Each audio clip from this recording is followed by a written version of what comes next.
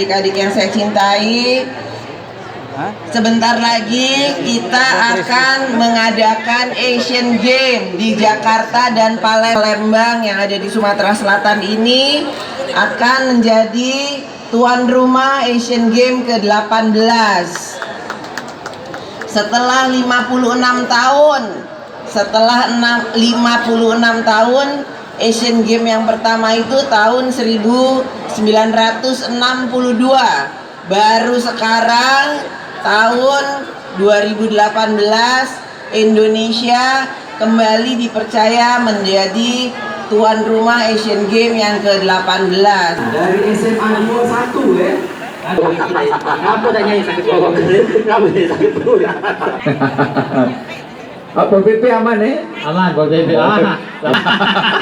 Laga boleh di wilayah. Mana iya? Iya. Dari mana? Aduh, sakit itu.